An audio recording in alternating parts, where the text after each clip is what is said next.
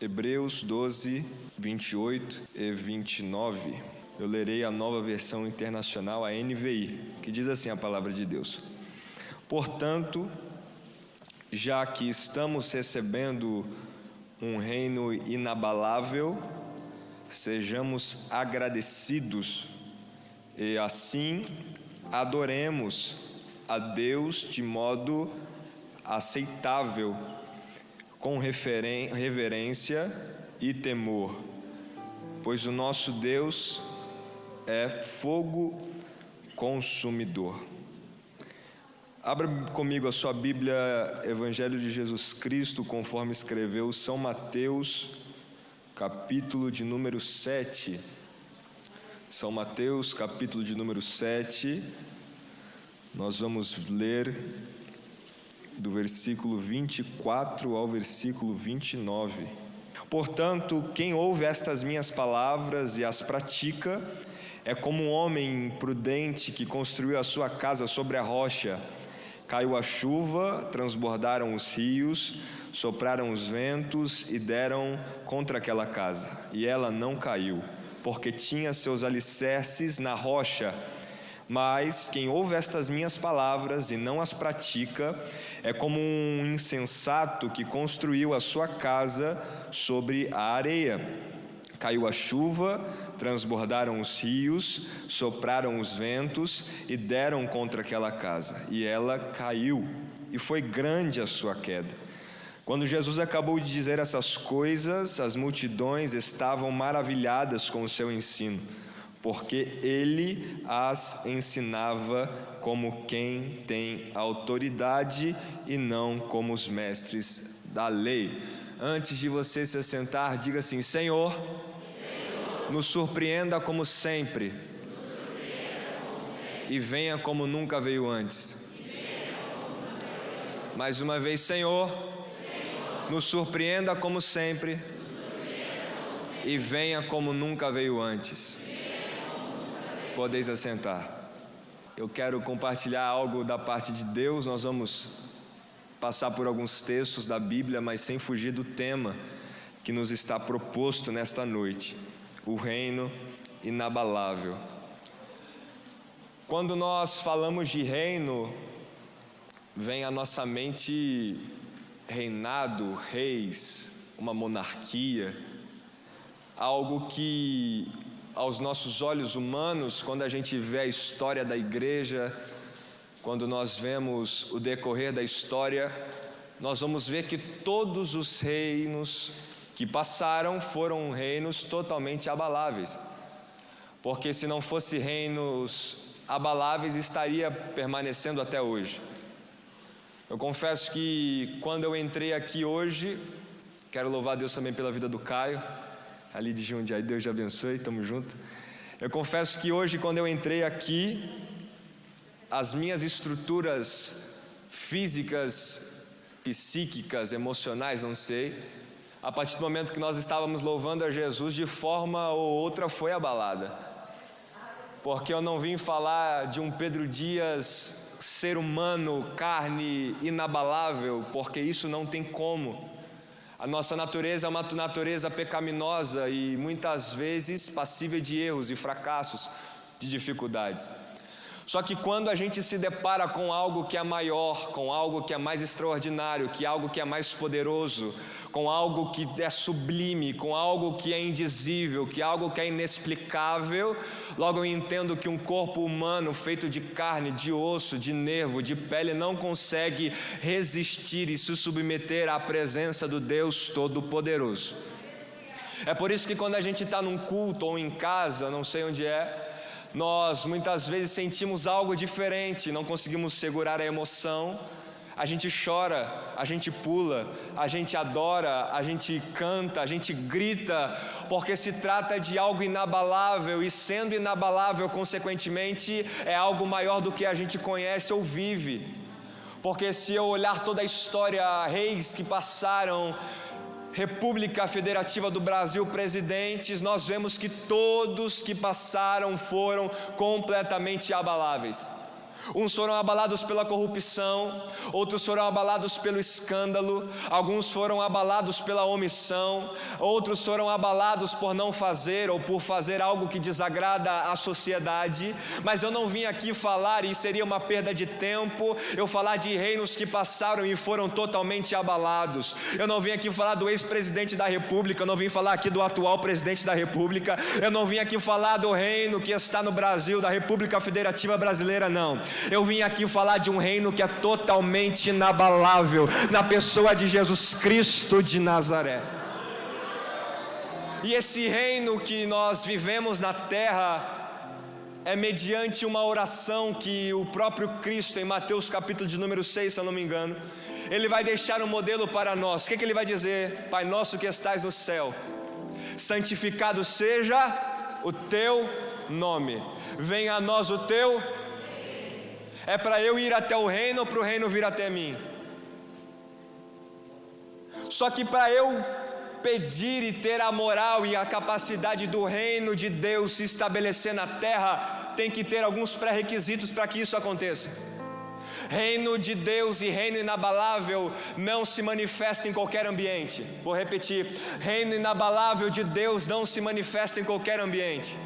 Eu acompanhei a preparação nas redes sociais do que vocês fizeram. Teve oração, teve orações na madrugada, teve lives, teve propósito para que tudo isso aconteça. Não é sobre quem está falando, mas é sobre de quem está sendo dito. Não é sobre o que está acontecendo aqui pura e simplesmente, mas é sobre o que aconteceu há anos atrás, que nos possibilita estar vivendo o que a gente está vivendo aqui hoje. A partir do momento que Jesus Cristo deixa a sua glória, se humilha em forma de homem, se entrega na cruz do Calvário, Ele morre por mim e por você, e com isso vai se cumprir o que Hebreus 12, 28 diz, o quê? Porque nós estamos o quê? Recebendo, termina com gerúndio, NDO, é o que? É um ato contínuo, não é finalizado. Se é ato contínuo é porque ainda não foi consumado. Por que não foi consumado? Porque a gente está na terra. O reino inabalável, ele vai ser recebido a cada dia. E Pedro, o que eu faço para receber? As suas atitudes. Mediante a atitude que você toma no seu dia a dia, porque eu te digo hoje, não são 2 horas de culto que resume a sua vida cristã, e muito menos uma conferência, jamais. Isso aqui pode ser um start ou um início de algo novo. Pode ser uma impulsão de Deus para você viver coisas extraordinárias. Mas eu preciso que você entenda que o reino de Deus, ou ele pode ser recebido, ou ele pode ser afastado. Porque, portanto, já que estamos recebendo um reino inabalável, sejamos agradecidos. Aí eu te faço uma pergunta retórica, não precisa responder em voz alta. As suas atitudes até hoje, dia 3 de julho, está recebendo o reino ou está afastando o reino? As atitudes que você tem tomado, eu não vim aqui para exortar, estou pregando o que está na palavra. Até o dia de hoje, está propiciando o ambiente para a oração do Pai Nosso para o reino vir, ou está fazendo com que o reino se afaste? Porque de verdade, lá em São Caetano, eu creio que aqui não tem a galera que vai no culto no domingo ou vai numa conferência e fala: vem o teu reino sobre nós, mas venha só no templo. Quando sai para fora, ele quer que o reino vá embora e ele faz o que ele bem entende. Portanto, o escritor anônimo, provavelmente apóstolo Paulo, vai dizer: já que estamos recebendo, o que ele está querendo dizer? A partir do momento que Jesus morre na cruz do Calvário, e não é preciso mais ter um sacerdote que ofereça sacrifício por mim e por você, ele vai dizer assim, que o véu do templo se rasga, nós temos liberdade ao céu, e é ali que começa o quê? O ato de recebimento do reino inabalável. Se não fosse Jesus morrendo por você, jamais você receberia algo inabalável. Se não fosse a graça de Jesus sobre a sua vida, tudo aquilo que você vive ou que pede seria totalmente passageiro e abalável. Mas a partir do momento que Jesus Cristo de Nazaré se entrega na cruz do Calvário para morrer por mim e por você, a alegria agora é inabalável, a paz agora é inabalável, a certeza da salvação é inabalável, porque não é sobre mim nem sobre você, é sobre Ele. E algo inabalável é algo que está arraigado, que está firme, algo que eu posso dizer assim, que não é passageiro, é eterno. Pedra é pedra hoje, é pedra amanhã, é pedra depois de amanhã, é o que? Uma rocha inabalável. Um exemplo, em Mateus capítulo de número 4, a Bíblia vai dizer que Satanás se apresenta a Jesus, levado pelo Espírito ao deserto. O que Satanás vai falar para Jesus? Se tu és o Filho de Deus, transforma essas pedras em pães, não é? Se você interpretar ou ter uma exegese, uma hermenêutica desse texto, você entende que pedra é pedra. Pedra é pedra hoje, pedra é pedra amanhã, pedra é pedra depois de amanhã. Se eu pegar uma pedra e colocar aqui na igreja, vai passar 10 anos, ela vai continuar no mesmo lugar, porque a pedra é eterna, é inabalável, correto? Quando Satanás fala, transforma pedra em pão, se eu deixar um pão aqui, hoje ele está bom, amanhã já começa a não ficar bom, semana que vem então pior ainda, passou um ano, esse pão não serve mais para nada.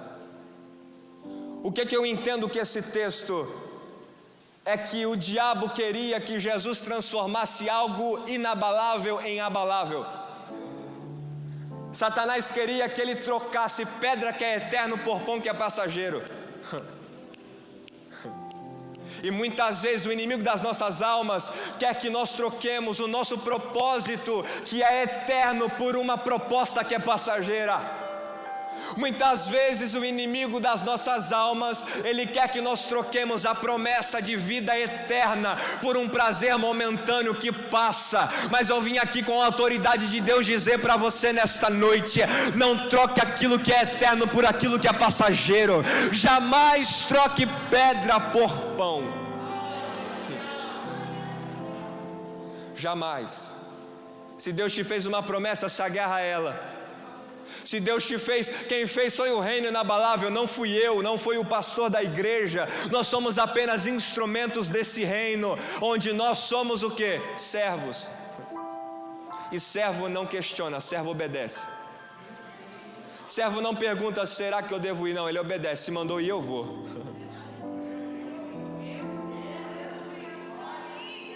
Então algo inabalável, algo que não perde a sua capacidade de permanecer aonde está. E o escritor vai dizer, sejamos agradecidos. Por quê? Pelo pregador da noite? Não. Ele vai continuar e vai dizer, adoremos a Deus de modo aceitável por causa da decoração da igreja? Jamais. Você não veio aqui adorar por causa do seu amigo, não. Você não veio aqui louvar por causa do grupo de louvor, não. Você não veio aqui apenas ouvir eu ou o pastor Adson, não. Você veio aqui por algo que já foi feito há anos atrás. O apóstolo Paulo, eu não sei quem escreveu, ele vai falar assim, ó, sejamos agradecidos porque estamos recebendo. Eu adoro porque estou recebendo. Eu louvo porque eu já recebi. E vou continuar louvando até que esse reino seja recebido. O inabalável adora de manhã, de tarde, de noite, de madrugada. O inabalável adora doente, adora curado, adora desempregado, adora empregado. O inabalável no domingo ele está aqui, na segunda também, na terça ele vem. O inabalável ele não reclama, ele apenas obedece porque ele entende que a ordem vem do céu. E quando vem de lá, não tem como questionar, só tem que o quê? Obedecer. E eu vim falar desse reino. O reino que ninguém ungiu. Vou falar de um rei que ninguém colocou a mão na cabeça dele para ungí-lo, como fez com Davi. Eu estou falando de um rei que um rei que era, que é e há sempre de ser. Eu estou falando de um rei que você não elege ele com votos em urnas ou papéis, um rei que já foi elegido,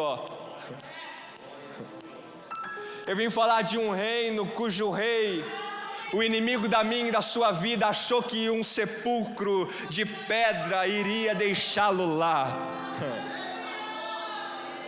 Mas ele se esqueceu que o que estava sendo posto no sepulcro era alguém que não poderia ser preso ou apenas ficar dentro de um sepulcro. Mas ele não entendia que ao terceiro dia aquele rei do reino inabalável iria ressuscitar. Aleluia!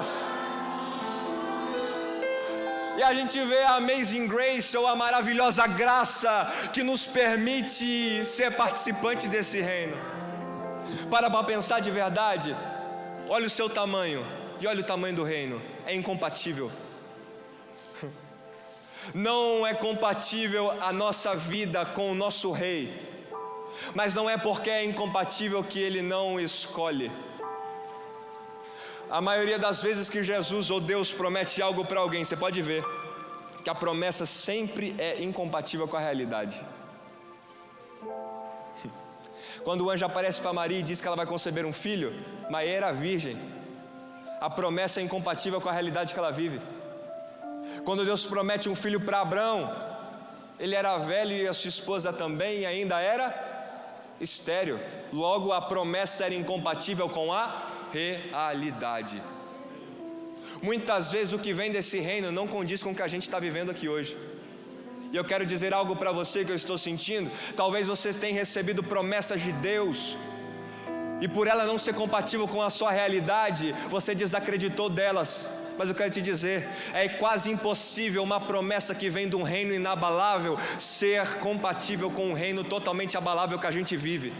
Pedro, entendi, vou te explicar. Você vive talvez numa família onde o casamento dos seus pais não deu certo, onde talvez o relacionamento da sua família não deu certo, e Deus te fez uma promessa que você vai ter uma família. Aí você olha para dentro da sua casa e diz: mas o casamento do meu pai não deu certo, o casamento do meu tio não deu certo. Mas quem disse que precisa dele dar certo para o seu dar? Não, apenas precisa de uma promessa de Deus liberada sobre a sua vida.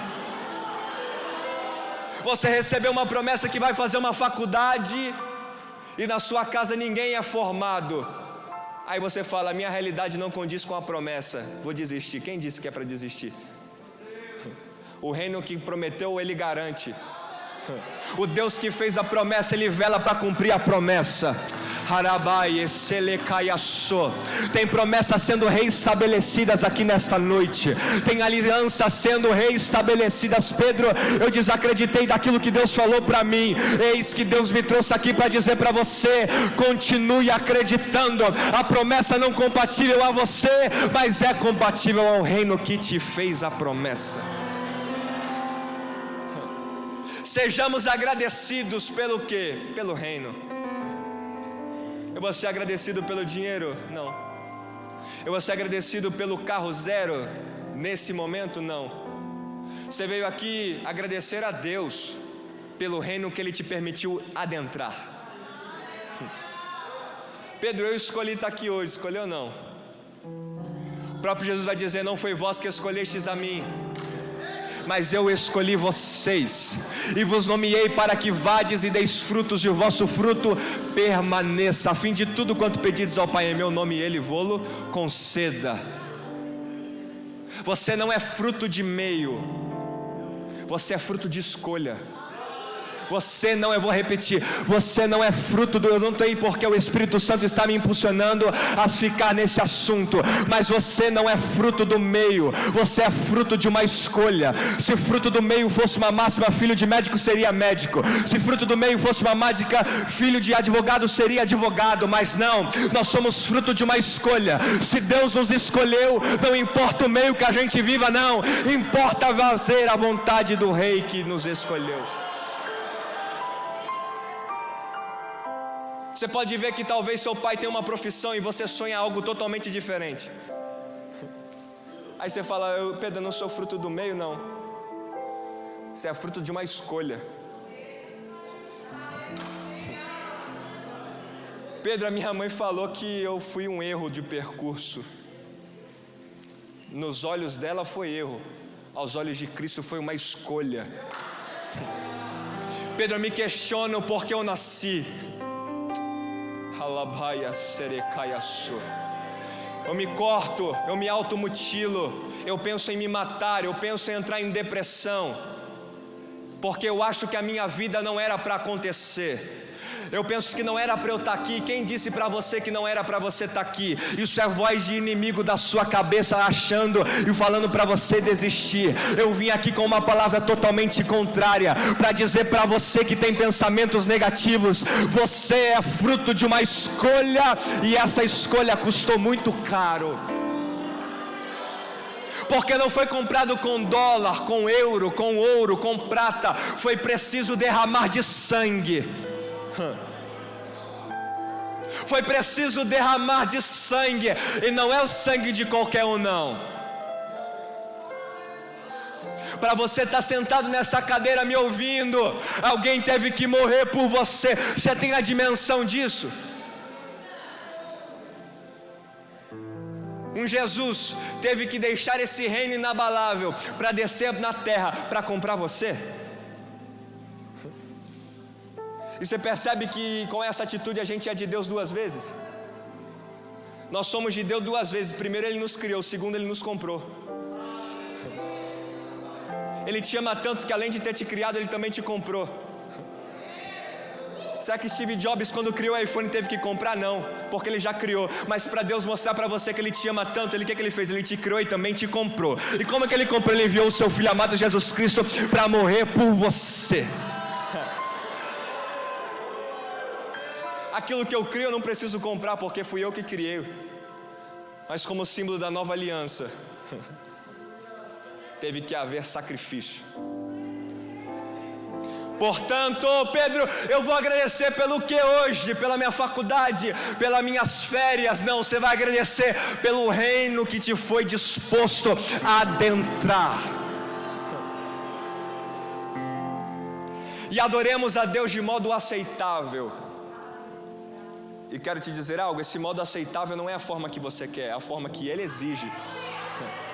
Tem igrejas hoje, pastor Luciano, que você adora do jeito que você quiser, né? Qualquer jeito tá bom. Não.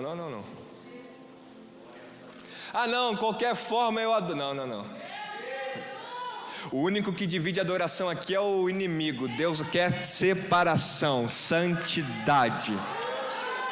Tem uma história que tem um rapaz, ele está em cima de um muro. De um lado tem um anjo, do outro lado tem um demônio, um diabo. E o anjo fica: vem para cá, sai de cima do muro. O anjo: vem. Aí o diabo do lado vai falar: vai ficar quieto. Aí o cara vai falar: meu Deus do céu. Ele vai virar para o anjo e falar: ô anjo, não estou entendendo. Por que você está insistindo tanto para eu sair de cima do muro e ir para o seu lado? E o cara aqui do lado não fala nada. Aí o diabo respondeu, ele falou: amigão, é porque o muro também é meu. Tem duas profecias para a igreja nos últimos dias. Qual que são? O Espírito seria derramado sobre toda carne. Tem outra, Mateus, que o amor de muitos se... Qual profecia está certa e qual está errada? As duas estão certas. Logo, o que eu entendo? Que nos últimos dias, ou você é cheio ou você se esfria. Não tem como ficar em cima do muro. Você vê o que está acontecendo nessa pandemia? Uns estão abandonando totalmente, outros estão se apegando mais a Deus. É um tempo de ver quem serve de quem não serve, de quem pertence a esse reino ou quem não pertence a esse reino. Só quem acredita que Jesus te levantou nessa geração, levanta a sua mão e glorifique ao nome de Jesus.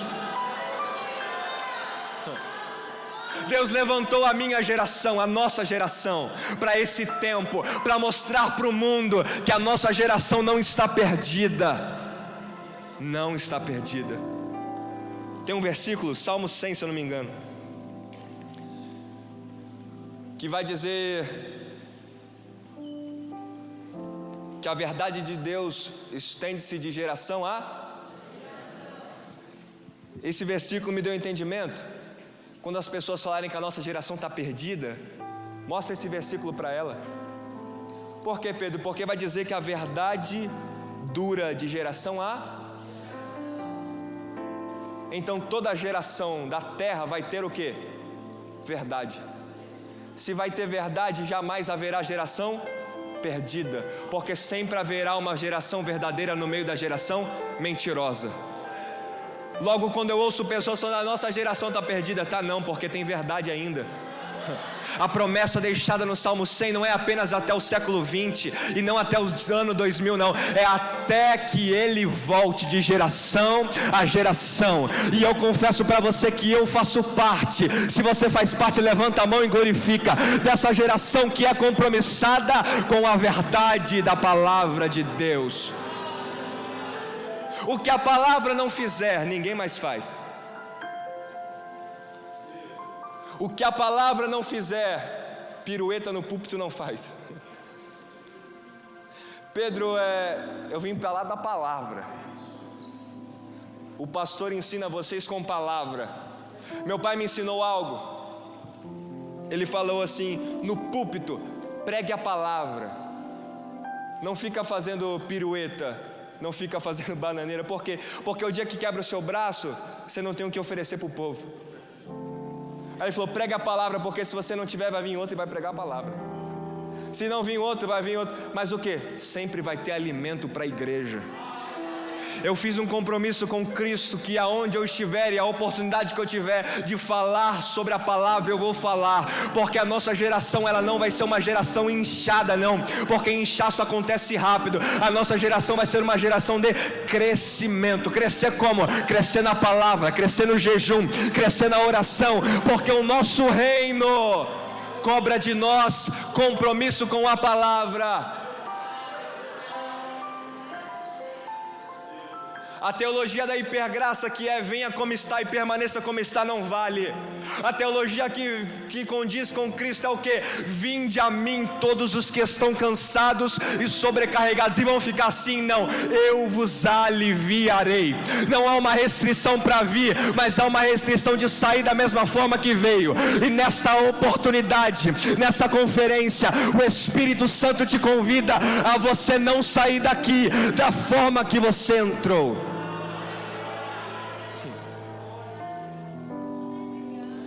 Deus, Ele te aceita do jeito que você está, mas Ele não se conforma em te deixar desse jeito. Tem gente que fala: eu vou aceitar esse reino inabalável quando tiver tudo bem. Você não vai aceitar nunca. Venha como está e seja transformado pelo que já está acontecendo aqui. É impossível você estar num culto desse, ouvindo a palavra, louvando, e não sentir o resquício desse reino inabalável nessa terra. No Antigo Testamento você vai ver que muitas vezes as manifestações de Deus no meio do povo, eles não conseguiam ficar de pé. Moisés teve que ver Deus por uma fenda, e foi algo de relance, porque se ele visse mesmo ele morria, porque o que vem desse reino não é brincadeira. A porta ainda é estreita, a porta não sofreu reforma, o segredo ainda é o mesmo: santidade. Pedro, isso aí já ficou quadrado lá fora, aqui continua sendo a mesma coisa. Tem uma igreja lá na minha cidade, que eu acho que o pastor reformou a porta e deixou a porta gigante. Quer encaixar todo mundo dentro. Mas eu acredito que aqui na Assembleia de Deus, Ministério de Madureira, na cidade de Guararema, em todas as congregações desse campo de trabalho, há uma geração compromissada com aquele que chamou.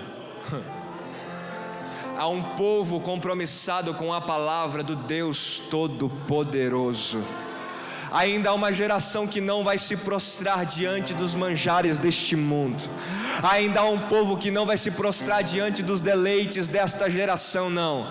Aqui ainda há uma geração que é apaixonada pela presença do Deus Todo-Poderoso. Aqui ainda há jovens e adolescentes que são apaixonados por aquilo que o dinheiro não traz, por aquilo que a droga não traz, por aquilo que o sexo não traz, por aquilo que prazeres momentâneos não traz, não. Aqui ainda há jovem e adolescente que é apaixonada por aquela alegria, a alegria que não tem no mercado, a alegria que não tem na farmácia, a alegria que você não acha na esquina. Pedro, que alegria é essa? É a alegria do Deus Todo-Poderoso.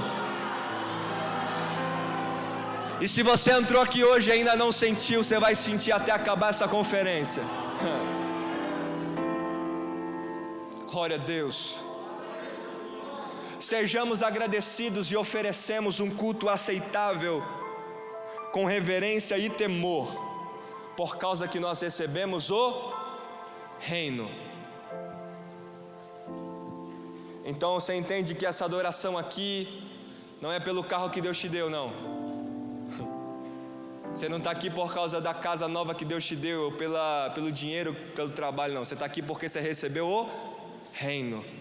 O reino te faz adorar. Quem não adora é porque não entendeu o que recebeu do reino.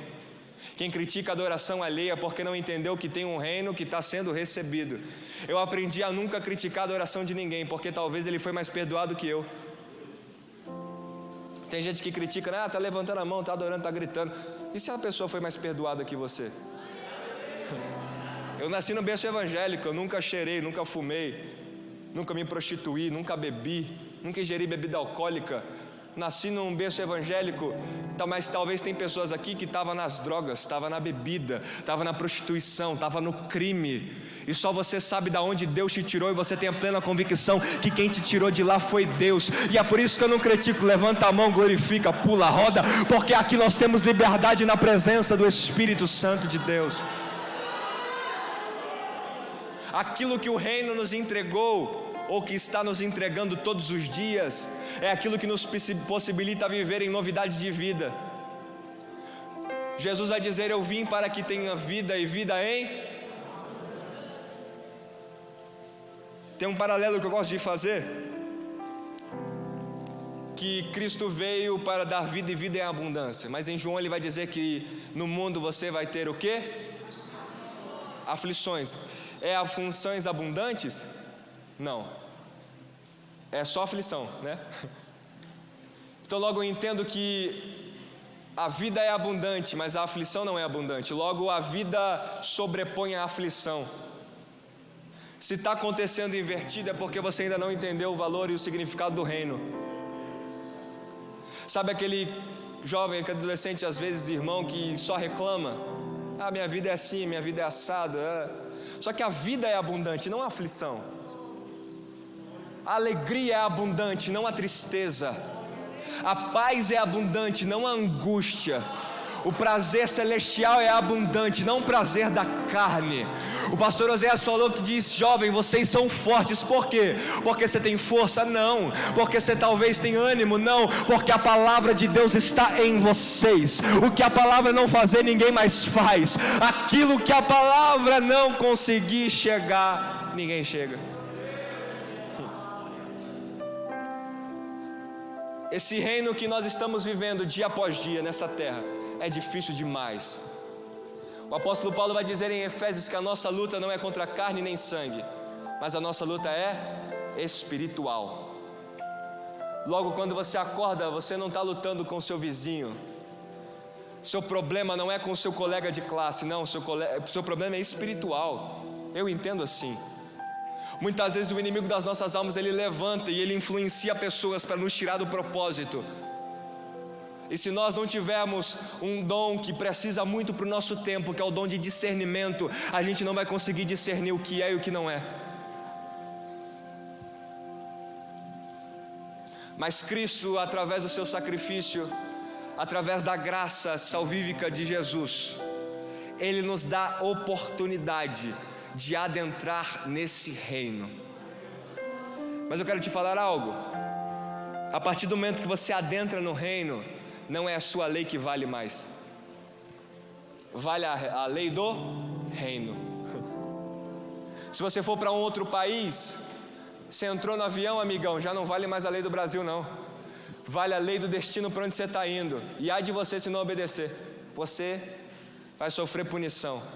Não estou pregando sobre um Deus punitivo e um Deus mau, eu estou te dizendo que a partir do momento que a gente afirma um compromisso com esse reino inabalável, a gente tem que viver de acordo com aquilo que o reino estabelece.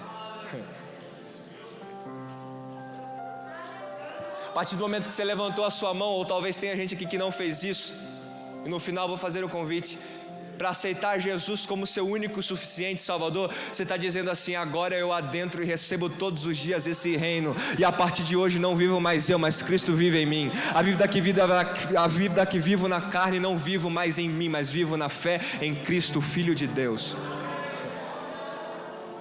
Todos nós temos que passar por isso, pela entrega da nossa vida a Jesus, e em contrapartida receber dele algo que é inabalável. Foi postado no Instagram de vocês o que é ser uma pessoa inabalável. Adjetivo que permanece fixo, que não consegue abalar, que não quebra, que é resistente, que não se perturba, arraigado. Então você concorda comigo que para você ser inabalável você tem que estar posicionado ou fixado em algo que é inabalável? Você concorda que eu, você, as nossas emoções, os nossos pensamentos, eles não são dignos de nos manter inabaláveis?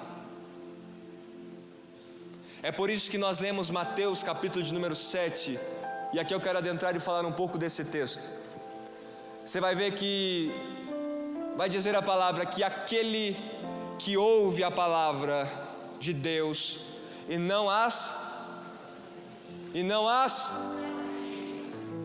é semelhante ao homem que construiu a sua casa sobre.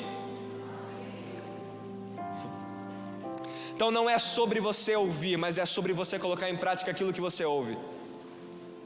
Não é sobre você apenas ir para o culto, para a conferência, mas é sobre o que você vai fazer pós-culto e pós-conferência. Não é sobre o que a gente apenas faz aqui, mas é sobre o que vai perdurar quando a gente sair daqui. Eu estou sendo bem realista com vocês. Eu poderia dizer para você que aqui a glória de Deus já se manifestou e tal, vai ser top, mas aqui é fácil. O que vai começar mesmo é quando você sair daquela porta para fora. E é por isso que eu vim aqui como uma palavra de Deus para dizer para você: se assegure na rocha aqui dentro para você não cair lá fora. Receba o reino aqui dentro, para o reino mal não te afastar lá fora. Seja cheio da presença aqui dentro, para que lá fora não te derrubem. O mundo jaz no maligno, mas se nós tivermos a convicção que nós vamos ouvir a palavra, vamos praticar, o inimigo das nossas almas não tem poder para nos abalar. Porque a Bíblia vai dizer que aquele que construiu a sua casa sobre uma rocha é diferente. Aquele que construiu a sua casa sobre uma rocha não é apenas aquele que ouve, não é aquele apenas que vem para a conferência, faz a inscrição, não. É aquele que além de vir, além de fazer a inscrição, ele sai daqui e coloca tudo em prática que ouviu. É diferente. Pedro, eu vou para a igreja, eu ouço a palavra, eu estou todo domingo, mas eu não estou fixo. Você está só ouvindo ou você está praticando? Muitas vezes a gente está no começo da nossa fé, a gente tem uma fé afetiva, que a gente vem na igreja por causa dos nossos pais. E a gente não está tão arraigado, a gente está mais arraigado. Eu passei por isso, na saia da minha mãe, no paletó do meu pai, do que mesmo na fé que eu tenho em Cristo Jesus. Porque é um processo. Só que a partir do momento que a gente entende que é a palavra, é a presença de Deus que vai nos tornar pessoas inabaláveis, você vai entender que não é e nunca foi por causa de mérito meu ou seu. Jamais o evangelho é meritocracia, jamais. É graça. Não é meritocracia, é graça. Pedro, o que é graça? Eu vou te dar uma diferença simples de graça e misericórdia. Anota essa. Misericórdia é você não receber aquilo que você merecia receber, e graça é você receber aquilo que você não merecia. A misericórdia é eu não receber a punição que eu tinha que receber. A graça é eu receber aquilo que eu não tinha direito de receber. Foi o que Jesus fez por você. A gente já estava condenado, mas a partir do momento que Ele morreu, Ele derramou a graça. E essa graça é o que te faz manter aqui de pé até hoje. Eu entrei aqui triste, eu entrei aqui angustiado, eu entrei aqui cabisbaixo, eu entrei aqui talvez até sem a certeza da minha salvação, mas a partir do momento que você apenas entrou, o Espírito Santo já começou a trabalhar dentro de você, e até você sair daqui, você será abalado por esse reino inabalável. E eu quero te dizer algo, esse reino inabalável, quando ele vem para a terra, ele abala tudo, menos a nossa fé. É ao contrário, quando Ele entra em nós, essa presença deixa a nossa fé mais firme, deixa nosso alicerce mais estruturado. Aí a gente sai daqui pronto para enfrentar mais uma semana, pronto para enfrentar mais um mês, pronto para enfrentar mais um semestre, e continuar glorificando e bendizendo o nome de Jesus. É tipo um celular, sabe? Quando está acabando a bateria, e uma dica: procure a Jesus da forma que você procura seu carregador quando o seu celular está com 1% de bateria. Você deixa tudo para trás, cadê vai cair? Muitas vezes a gente entra para cá, a gente está descarregado de verdade. A gente precisa receber um carregamento turbo do céu. E é isso que eu vim falar aqui nesta noite. O Espírito Santo de Deus, eu não preciso gritar para você entender isso. O Espírito Santo de Deus, Ele quer te encher de ânimo, Ele quer firmar os seus pés sobre uma rocha. Jesus não quer mais você fazendo o que não agrada a Ele. Jesus não quer mais você fazendo o que você bem entende. Jesus não quer mais você no domingo estar adorando, na segunda talvez estar falando palavrão na escola. Jesus não quer mais você estar na conferência no sábado e na segunda você está ficando com o pessoal na escola. Perdoe-me dizer isso, mas eu preciso te dizer algo. Jesus quer firmar os seus pés numa rocha. E quando o seu pé está firme nessa rocha, você não pode mais fazer o que você bem entende. Você foi comprado, e quem é comprado não se vende. Esse reino te comprou.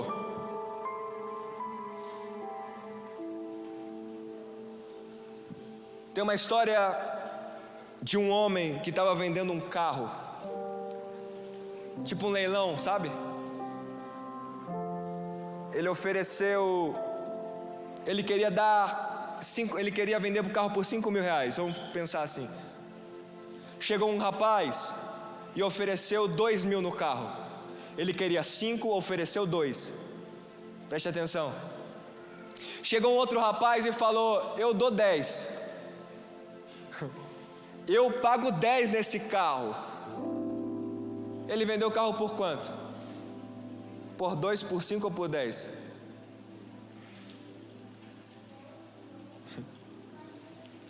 Pedro, mas o carro não tem o que valer 10, mas ele quis pagar 10. Pedro não tinha o que ter de diferente, mas ele quis pagar 10. Ele vendeu por 10. O carro não vale o que ele estabelece, muito menos o que terceiro fala. Vale quem pagou mais. Pedro, não entendi. O seu valor não é o que falam de você, muito menos o que você acha, é de quem pagou mais. Não é o que terceiros dizem ao teu respeito, e muito menos o que você olha no espelho e acha que é quem pagou mais. E quem pagou mais? Quem pagou mais foi Jesus. Ele pagou um preço por você, que se eu fosse você, eu jamais abriria mão daquilo que Ele fez para te ter aqui hoje. Tinha gente melhor do que você para estar aqui, mas Ele escolheu você. Tinha gente mais bonito que você, mais bonito que eu, 1000 vezes, mais inteligente do que eu para estar aqui, mas Deus escolheu eu. Pedro, e a escolha de Deus se questiona? Não, você só tenta entender. Voltamos para falar da escolha. Jesus quer falar que você é um escolhido. Jesus quer dizer que escolhido não tem escolha. Vou repetir. Eu estou sentindo de Deus de dizer para alguém que estava tentando sair, Jesus está dizendo, você é escolhido, escolhido não tem escolha. Você estava falando, essa vai ser a minha última conferência, eu não volto mais na igreja. Aí Jesus me trouxe aqui para dizer para você, você é escolhido. Não foi o pastor Luciano que te escolheu, não foi o Abner que te escolheu, não foi a liderança que te escolheu, quem te escolheu foi Jesus. Diga para quem está do seu lado com todo cuidado, você é um escolhido. E escolhido não tem escolha.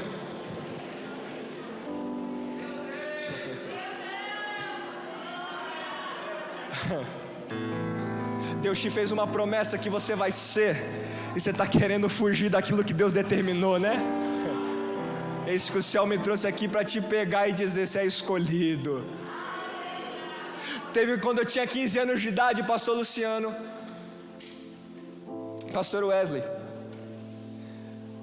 o bispo Samuel conseguiu com ele lá na cidade de Novo Horizonte, para eu jogar no time do Novo Horizontino. Eu tinha um sonho de ser jogador de futebol, o senhor lembra? Eu cheguei na cidade de Novo Horizonte, e aquele sonho, tinha falado com o presidente, com tudo, cheguei com uma moral lá. Isso faz o que? Uns 4, 5 anos. E quando eu cheguei lá, meu pai foi comigo 400 quilômetros de carro, no interior de São Paulo. Cheguei lá e tudo preparado, fiz exame cardíaco, fiz testes, cheguei com uma moral no clube e tal. Foi chegando a noite, meu pai ia embora no outro dia, eu ia ter que ficar alojado lá. Aí foi chegando a noite, o meu pai falou, Pedro, você tem certeza que você quer ficar aqui? Só que não era aquela certeza de indução para eu ir embora. É para, Pedro, você quer ficar aqui mesmo? O pai te apoia. Só que mesmo antes eu ter a dimensão daquilo que Deus tinha para a minha vida, eu falei, pai, isso aqui não é para mim não. Filha, o clube está te esperando. Mas algo sem ter, se eu falasse para você, não, eu já sabia que eu ia ser, eu vou estar mentindo. Algo mais forte do que eu falou, Pedro, vai embora daqui. Algo mais forte falou, Pedro, o troféu que o futebol te dá, os títulos que a carreira te dá, não se compara com o propósito que eu tenho para a sua vida. Aí eu falei, pai, eu comecei a chorar, eu falei, pai, isso aqui não é pra mim, eu vou embora pra casa. E hoje fazem 5 anos, eu entendi porque eu sou um escolhido, e eu não tinha escolha.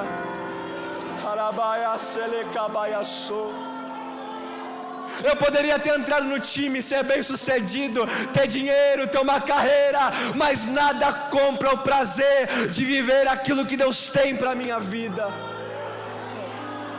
Eu não sei porque eu contei isso, eu nunca contei em igreja nenhuma. Mas eu quero pregar para você e dizer, não abra mão do propósito que Deus te deu. Os sonhos de Deus são maiores do que os seus. Se você estava pensando em abrir mão algo que Deus te deu para receber outro, não abra mão. Se Deus te deu uma oportunidade e você está com medo de entrar, entra nessa oportunidade. Porque escolhido não tem escolha.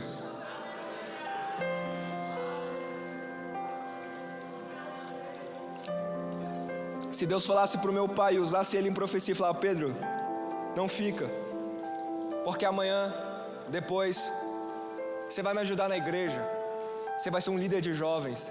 Pedro, daqui a pouco você vai começar a pregar. Pedro, daqui a pouco você vai ser um evangelista. Pedro, você vai me auxiliar no ministério, você vai ser um futuro pastor. Se meu pai fala isso naquele dia, talvez eu não acreditaria. É por isso que eu aprendo quando Jesus vai dizer assim, ó, o que eu faço hoje vocês não entendem, mas amanhã, o que Jesus estava dizendo? Ele fala, Pedro, o Pedro da Bíblia agora, você não está entendendo porque eu estou te servindo? Se Jesus fosse explicar e falar, Pedro, daqui a pouco você vai me negar, o galo vai cantar, você vai falar que não me conhece, você vai querer voltar ao que você fazia. Aí eu vou voltar, vou aparecer para vocês, vou dizer, Pai seja convosco. Aí vai chegar um momento que eu vou ter que subir para o céu, e quando eu subir eu vou deixar o Espírito Santo, vai ter o Pentecoste, você vai ser cheio, aí você vai pregar e 3.000 almas vão aceitar Jesus, você vai ser o pai da igreja. Aí o que Jesus faz? Ele só fala assim: o que eu faço hoje você não entende, mas amanhã você vai entender.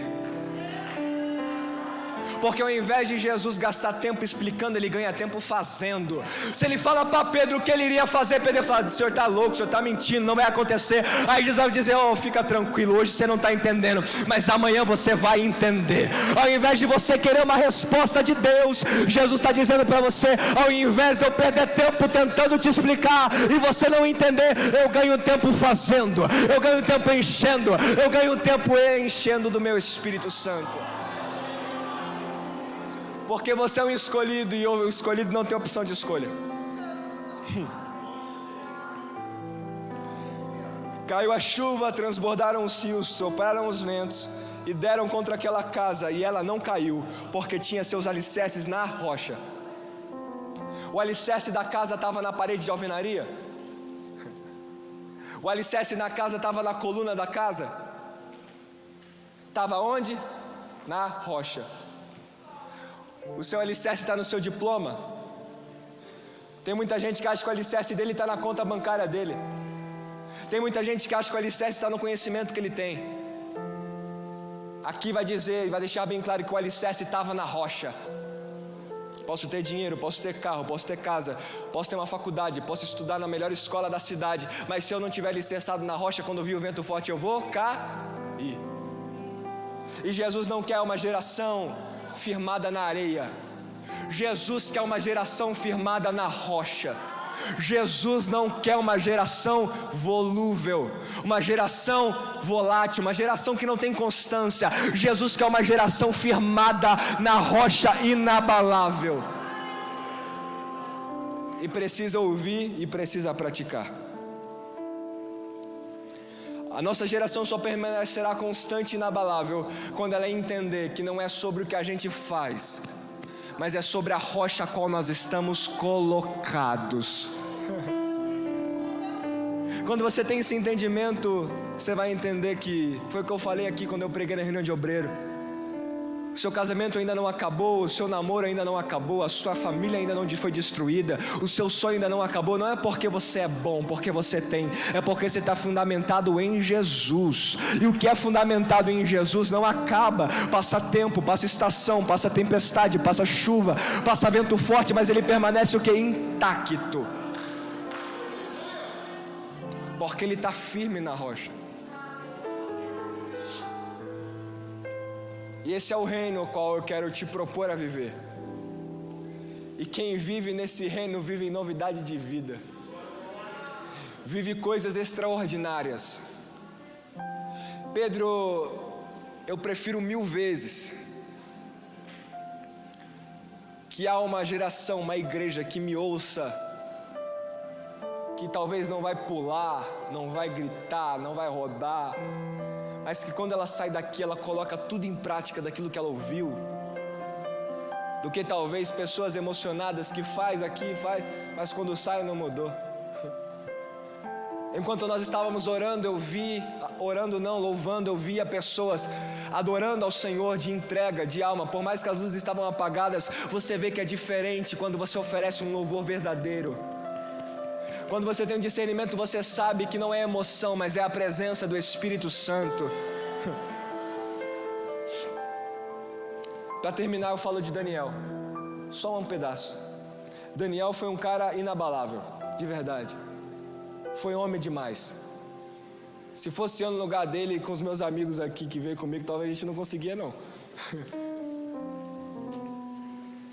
A Bíblia vai dizer que ele não se prostra, ele não participa dos manjares do rei. Vai ter uma hora que o rei Nabucodonosor vai ter uma estátua posta, e ele vai dizer que quando tocasse os barulhos lá, as buzinas, tal, quem não se prostrasse diante da estátua seria lançado aonde? Na fornalha de fogo ardente.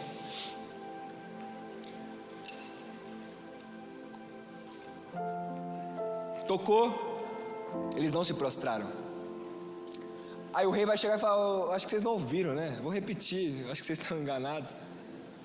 Aí os meninos vão falar assim: ô rei, vamos falar aqui que nem gente.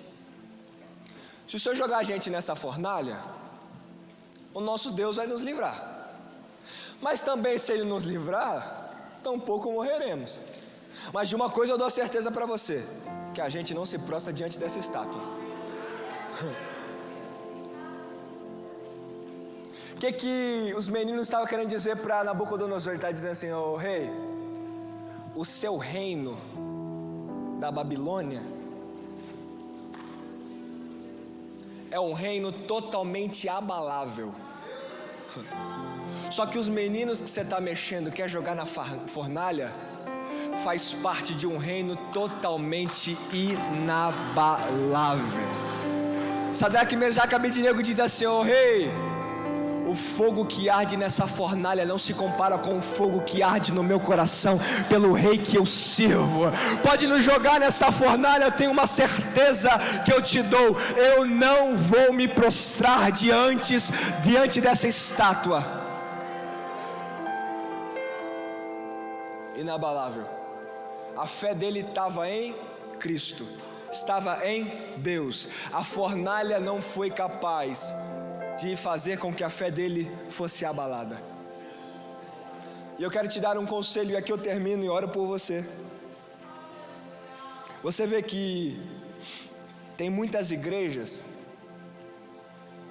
querendo imitar o mundo, para que os jovens do mundo venham para a igreja.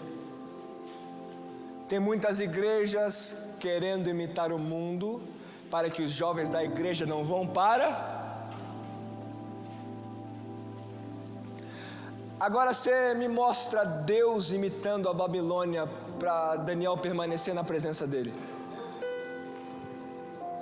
Agora você me mostra Deus imitando o Egito para José permanecer fiel diante dele. Mostra aí na Bíblia.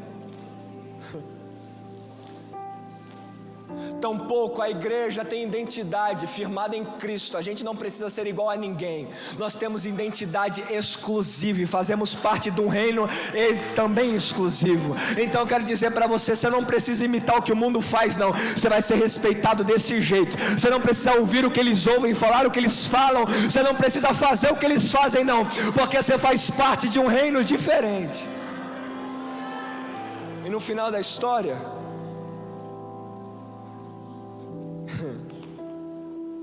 quem governou a Babilônia foi quem? Foi Daniel. Quem governou o Egito?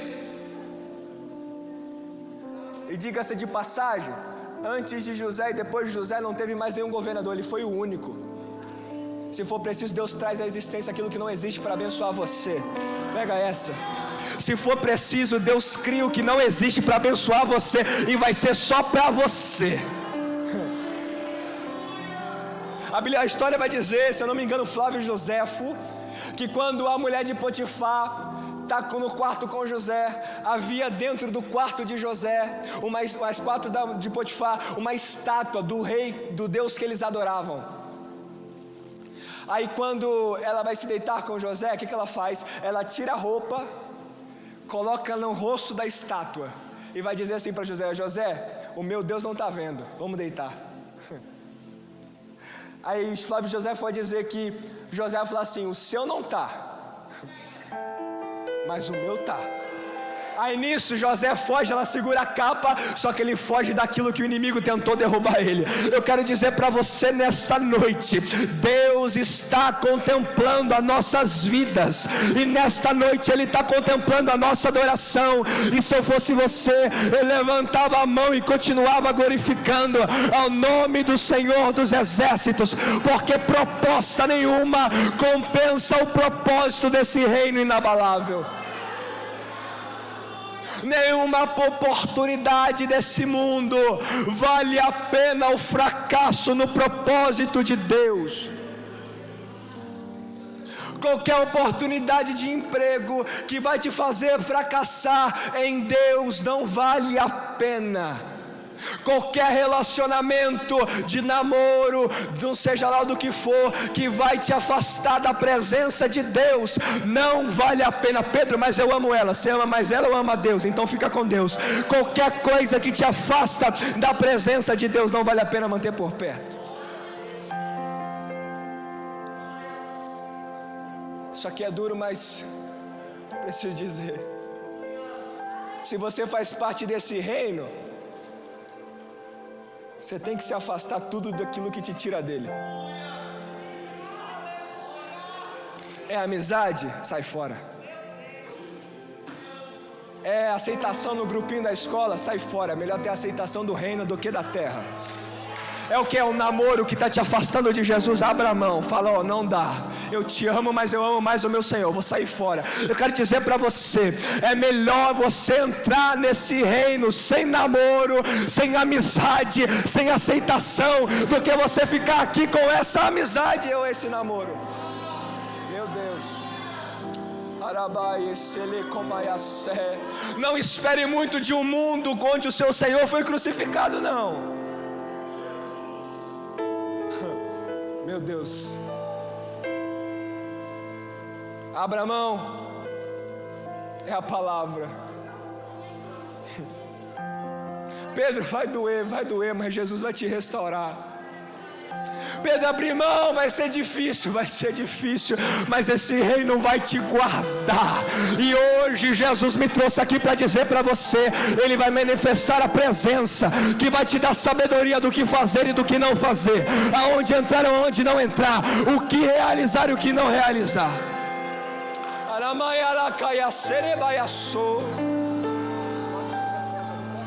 Com a permissão do pastor, se coloque de pé. Agora o Espírito Santo vai fazer algo extraordinário, como já tem feito aqui nesta noite. Eis que o reino inabalável veio aqui para abalar a sua estrutura, para abalar a sua alegria. Talvez que entrou aqui abalada, ela vai sair daqui cheia. A sua paz talvez que não há, Jesus vai encher o seu coração.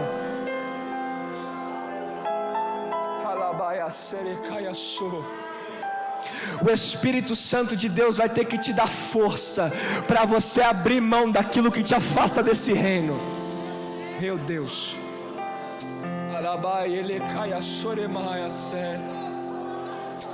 Jesus está aqui nesta noite, Jesus está aqui nessa tarde.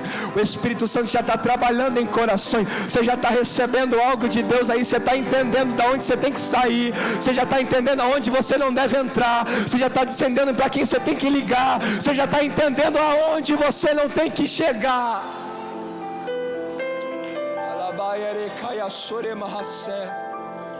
O reino veio para te cercar aqui hoje. Você é escolhido, não adianta fugir não. Uma hora chega, e chegou. Você estava fugindo da chamada, já era. Vai ter que pregar, vai ter que louvar, vai ter que liderar, vai ter que administrar, vai ter que fazer, porque quem te escolheu foi Ele. Se eu tivesse te escolhido, meu amigo, você podia desistir, mas quem te escolheu foi Ele. Se Ele te escolheu, Ele não aceita um não como resposta. Ele quer que você fale sim para o reino dEle.